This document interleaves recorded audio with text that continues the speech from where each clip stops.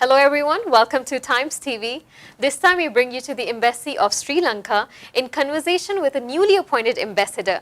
So let's welcome His Excellency Amir Ajwal. Thank you so much, sir, for joining us. Thank you, Madiha, for this opportunity. First of all, welcome to Oman. Thank you. How has it been so far in Oman? Well, Oman, the Sultanate of Oman has been transformed into a really modern, tolerant, peaceful city under the leadership of His Majesty Sultan Qaboos Said. May Allah protect him. It's truly a miraculous progress within a short span of time. I think less than 50 years, and also it's one generation. So it's really amazing indeed. Absolutely, sir. So, talking about Oman and Sri Lanka, how do you see the relation between the two countries? Yes, Oman, Sri Lanka and Oman relations trace back to mist of history.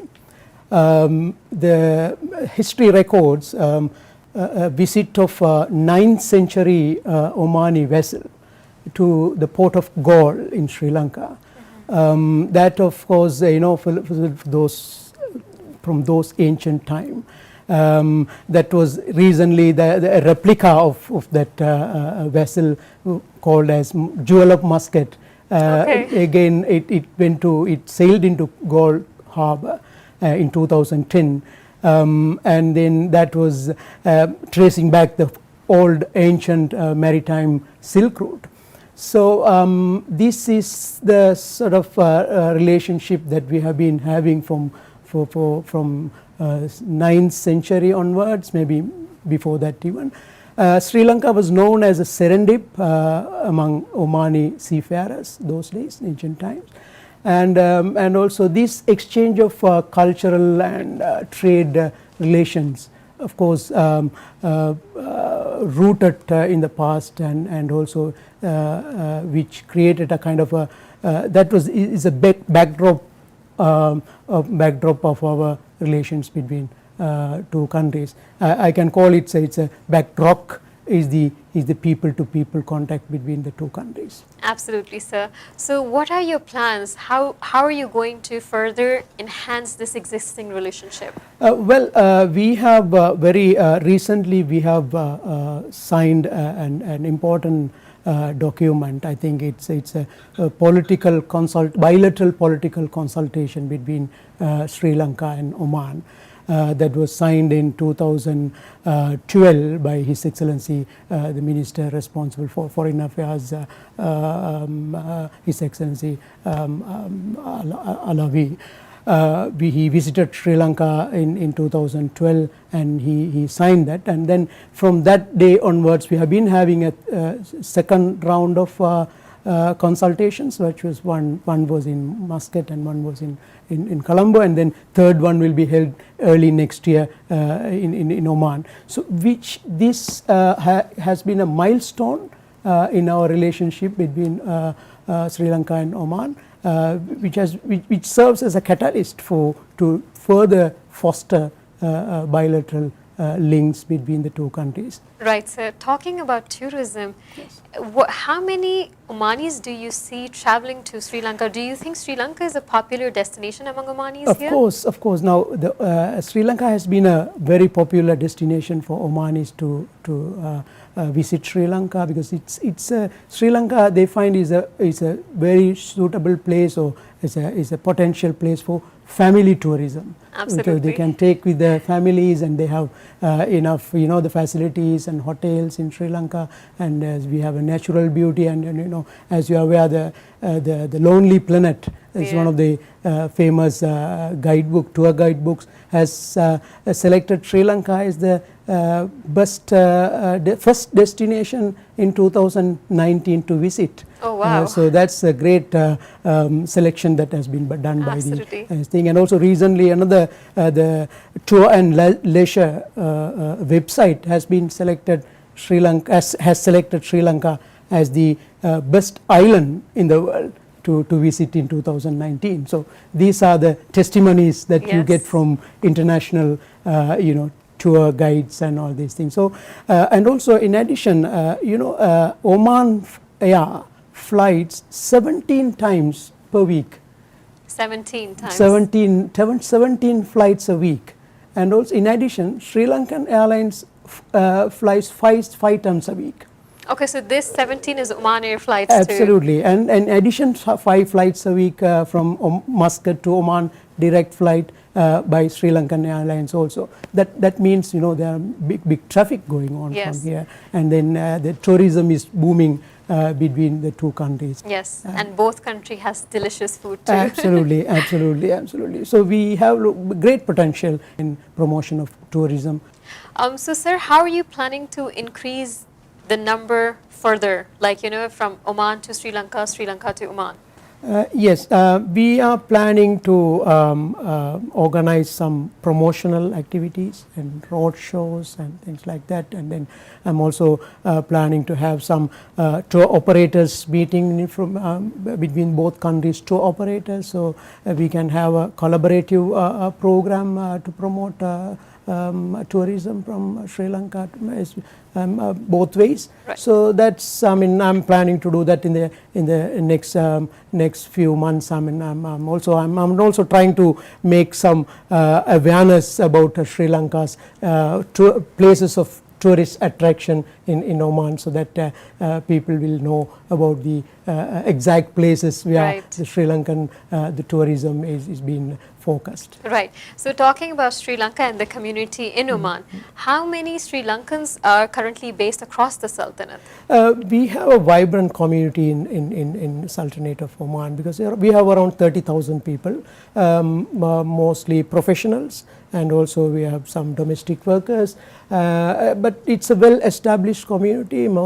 Some are living here more than 40 years and 30 years. So it's a very dynamic community we have, and also they are they're contributing to the development of this great country in various fields and aspects, And the first IGP, Inspector General of Police of Oman, who I think created or established ROP and developed, Mr. Felix de Silva. I think he is here with this Majesty those days. This is the old photograph that I have taken. Right. So their contribution, I take this opportunity to pay tribute to His Majesty Sultan Qaboos bin Said for the trust he had placed on Sri Lankan nationals, and also the opportunities he has provided to Sri Lankan nationals who can serve to this country. It's a great opportunity for us, for them. And also I would also wish to mention that recently Oman has qualified for the T20 World Cup cricket. Yes. And I'm proudly say the head coach of the Omani team is a Sri Lankan, is our former cricket captain Dulip Mende. Congratulations. So we are part of the society here, and our Sri Lankans are contributing to the Omani society, and we are also thankful to His Majesty Sultan Qaboos for that opportunity. Right, sir. So what are your plans for community engagement, and are you planning to launch some new initiatives in your tenure here? Yes, of course. That's a good question. I think it's a timely question. Of course, the next year, the Oman is celebrating its 50th anniversary of its national day, and we are planning a series of events to celebrate this, to show our solidarity with Oman society. And then we are also already planned some series of events to promote and to collectively celebrate this 50th anniversary with between Oman society and Sri Lankan society together in Oman. So that's one of the initiatives that I'm taking next year, to celebrate throughout the year a series of events organized in collaboration, jointly with Oman and Sri Lanka society. So that's one of my thing. And also, as soon as I arrived, I have introduced some modes of communication with embassy, with our community, because using social media and telephone and other modes of communications to directly contact and to reach out to them, to engage with them more and try to serve better for them. So I have already announced and launched those communication modes to be in touch with the embassy. So that's very successfully working now. So I'm getting a lot of feedbacks and how to promote and how to further enhance our relationship. So I'm glad that to have that kind of engagement and reach out to my community. So sir, just the one last question. What is going to be your way forward from here? First, as you are aware, Oman and Sri Lanka strategically located in the Indian Ocean. So we have we are sharing the Indian Ocean, and also new ports and ports development is coming up. Port cities are coming up.